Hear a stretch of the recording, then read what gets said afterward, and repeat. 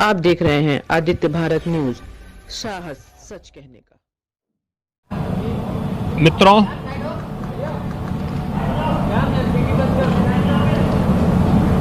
सोलह जनवरी 2021 से देश के अंदर इस सदी की सबसे बड़ी महामारी की सुरक्षा कवच के रूप में वैक्सीनेशन का कार्यक्रम आदरणीय प्रधानमंत्री जी की प्रेरणा से प्रारंभ हुआ था। पूरे देश ने प्रधानमंत्री मोदी जी के नेतृत्व में कोविड प्रबंधन में जो एक सकारात्मक भूमिका का निर्वहन किया, आज उसका परिणाम है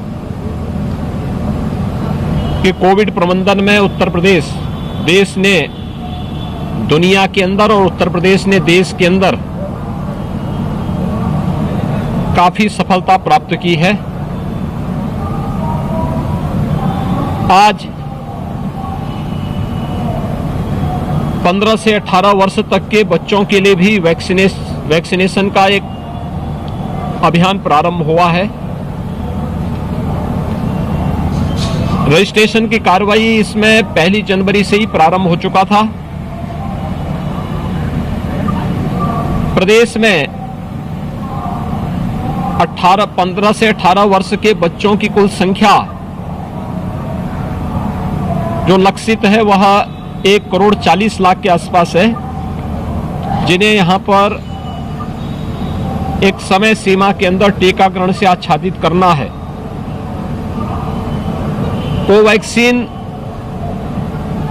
उन्हें देने के लिए सजेस्ट किया गया है और उसके लिए आज से प्रदेश के अंदर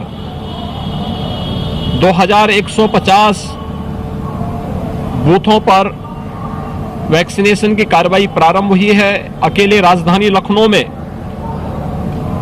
39 ऐसे सेंटर बनाए गए हैं जहां पर 15 से 18 वर्ष के बच्चों को ये वैक्सीन दी जा रही है। अगर हम प्रदेश के अंदर 18 से ऊपर आयु के वर्ग को दी गई वैक्सीन की बात करें तो उत्तर प्रदेश ने इसमें 20,25,00,000 से अधिक लोगों को अब तक प्रदेश में वैक्सीन के डोजेस दिए हैं, जिनमें से 12,84,94,516 फर्स्ट डोज लिए हैं। 7,40,93,819 लोगों ने दोनों डोजेस ले लिए हैं। थर्ड वेव की जो बात की जा रही है और इसमें जो आशंका व्यक्त की गई है कि ओमिक्रॉन जो एक नया वेरिएंट कोविड का आया है, यह थर्ड वेव का कारण बनेगा। यह सच है कि ओमिक्रॉन तीव्र संक्रमण है, लेकिन यह भी सच है कि सेकेंड वेव की तुलना में ओमिक्रॉन जो वेरिएंट आया है कोविड-19 का, ये काफी कमजोर है। एक सामान्य वायरल फीवर मात्र यह है, लेकिन सतर्कता और सावधानी किसी भी बीमारी में आवश्यक होती है और इस मामले में भी सतर्कता और सावधानी आवश्यक है। घबराने की आवश्यकता नहीं। हम लोगों ने डेल्टा वेरिएंट में देखा था, जो मार्च अप्रैल 2021 के अंदर प्रदेश के अंदर देखने को मिला था। उस समय हम लोगों ने इस चीज को महसूस किया था कि जो लोग इससे संक्रमित होते थे उन्हें रिकवर होने में, नेगेटिव आने में 15 से लेकर के 20 दिन 25 दिन का समय लग जाता था। दूसरा, पोस्ट कोविड कॉम्प्लिकेशंस भी बहुत ज्यादा देखने को मिले थे। ओमिक्रॉन के मामले में अब तक इस प्रकार की स्थिति नहीं है और वायरस अब कमजोर पड़ चुका है, लेकिन फिर भी जो कोमोरबिड है उन लोगों को इससे बहुत सतर्क रहने की आवश्यकता है और वैसे भी बीमारी से जितना सावधान और सतर्क रहा जाए वो बचाव का सर्वोत्तम उपाय है। प्रदेश सरकार इस दिशा में भारत सरकार के साथ लगातार संवाद और संपर्क बनाए हुए है। प्रदेश के अंदर लगातार प्रदेश सरकार के स्वास्थ्य विभाग, चिकित्सा शिक्षा विभाग और विभिन्न विभाग मिलकर के एक बड़े अभियान को आगे बढ़ा रहे हैं।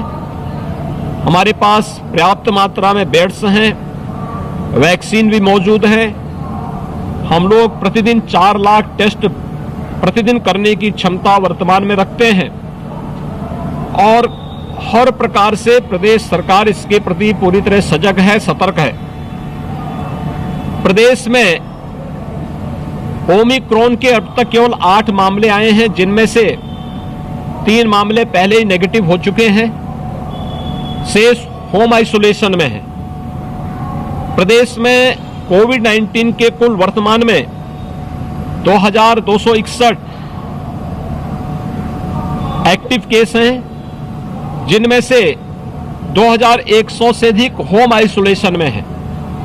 यानी होम आइसोलेशन में इतने मामले होने का मतलब ये चीजें दिखाती हैं कि जो वायरस है कमजोर पड़ चुका है, अब उसका उतना प्रभाव नहीं है।